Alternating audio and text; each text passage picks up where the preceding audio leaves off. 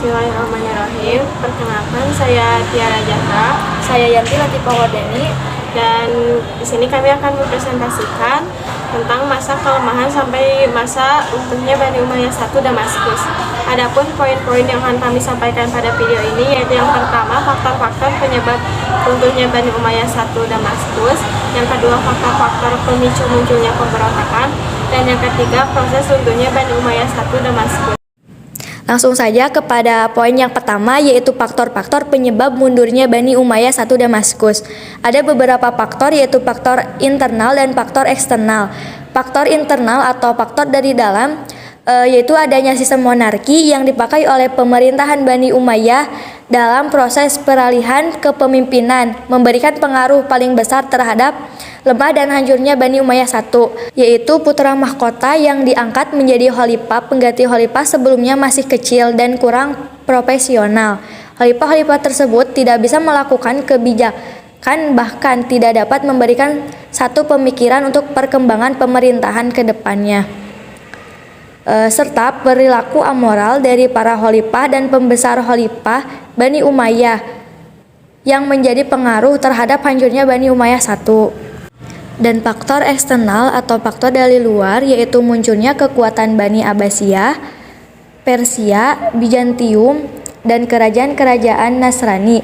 Munculnya kekuatan-kekuatan baru tersebut sekaligus menjadi penantang bagi kekuasaan Bani Umayyah I Andalusia. Dan poin yang kedua yaitu faktor-faktor pemicu munculnya pemberontakan. Penyebab terjadinya faktor pemicu pemberontakan pada masa Bani Umayyah I yaitu karena beberapa hal. Yang pertama, perebutan kekuasaan, yang kedua dendam, dan yang ketiga karena harta kekayaan yang melimpah. Poin yang ketiga yaitu proses runtuhnya Bani Umayyah I di Damaskus. Proses runtuhnya Bani Umayyah I di Damaskus dikarenakan beberapa hal, yaitu yang pertama, sikap tidak senang masyarakat terhadap khalifah-khalifah Bani Umayyah I, dan yang kedua, peperangan melawan keturunan Abbasiyah. Ketidaksenangan masyarakat terhadap pemerintahan Bani Umayyah I disebabkan oleh praktek-praktek rusaknya akhlak dari para khalifah melalui acara-acara seremonial yang dilaksanakan di dalam istana dengan alasan untuk menghibur para pembesar-pembesar istana. Rutin acara seremonial ini termasuk faktor internal yang menjadi pengaruh terhadap proses lemahnya Bani Umayyah I Damaskus. Perebutan kekuasaan dalam istana juga termasuk kepada faktor internal penyebab lemahnya Bani Umayyah I, seperti yang terjadi pada masa pemerintahan setelah khalifah yang ke-12, yaitu Walid bin Yazid yang wafat tahun 126 Hijriah. Pada tahun tersebut, masyarakat sering mengklaim mengangkat dua putra mahkota dari Walid, yaitu Yazid bin Walid dan Ibrahim bin Walid. Selama 1 tahun berjalan, masyarakat tidak dapat menetapkan siapa yang menjadi khalifah yang dapat menggantikan bapaknya. Akan tetapi yang terjadi adalah bentrok dan pertikaian antar keluarga istana. Kondisi demikian menimbulkan respon buruk masyarakat terhadap pemerintahan Bani Umayyah I. Dan peperangan melawan keturunan Abbasiyah. Dalam pertempuran ini, Bani Umayyah I kalah, dan khalifah terakhir ke-14, Marwan bin Muhammad, melarikan diri ke Mesir.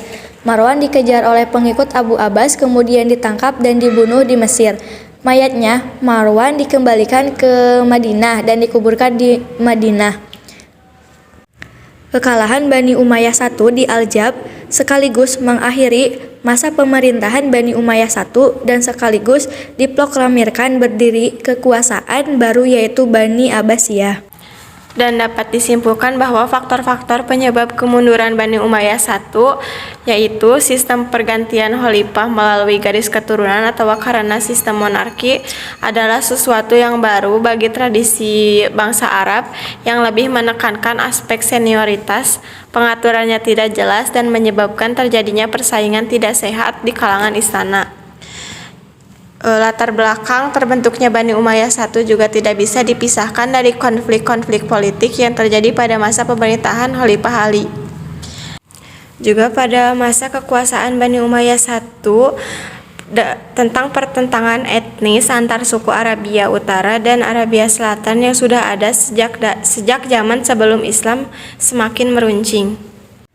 Dan lemahnya pemerintahan Bani Umayyah juga disebabkan oleh sikap hidup mewah di lingkungan istana sehingga anak-anak khalifah tidak sanggup memikul beban berat kenegaraan tatkala mereka mewarisi kekuasaan. Di samping itu, golongan agama banyak yang kecewa karena perhatian penguasa terhadap perkembangan agama sangat kurang. Dan penyebab langsung jatuhnya Bani Umayyah I adalah munculnya kekuatan baru yang dipelopori oleh Abu Abbas As-Saffah. Gerakan ini mendapat dukungan penuh dari Bani Hasyim dan golongan Syiah dan kaum Mawali yang merasa dikelas duakan oleh pemerintahan Bani Umayyah I. Jadi kesimpulan dari fase lemah sampai runtuhnya Bani Umayyah I Damaskus terjadi pada Khalifah ke-9 yaitu Yazid bin Abdul Malik, di mana ia tidak bisa mengendalikan pemerintahan seperti kedua kakaknya Walid dan Sulaiman yang di mana ia tidak bisa mengendalikan pemberontakan yang ada. Dan puncaknya yaitu pada saat pengangkatan dua khalifah sekaligus dalam satu periode, yaitu Khalifah Yazid bin Walid dan Ibrahim bin Walid.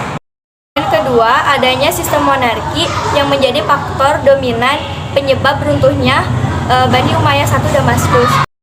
Yang ketiga, lemahnya Bani Umayyah I terjadi di hampir di semua wilayah kekuasaan Bani Umayyah I. Bersamaan dengan situasi tersebut berkembang pesat pula kekuatan-kekuatan baru yaitu Abbasiyah dan juga Syiah di wilayah Hijaz dan Persia, juga Bani Fatimiyah di Mesir dan Tohiriyah di Maroko. Juga peperangan secara terbuka yang dilakukan oleh Muawiyah terutama dengan kekuatan Abbasiyah yang akhirnya mampu menggeser kekuasaan bahkan sampai meruntuhkan kekuasaan Bani Umayyah I tepatnya pada tahun 132 Hijriah. Cukup sekian presentasi dari kami. Mohon maaf apabila ada kesalahan. Ditutup saya dengan doa Rabbana atina fid dunya hasanah wa fil akhirati hasanah wa qina adzabannar. Wassalamualaikum warahmatullahi wabarakatuh.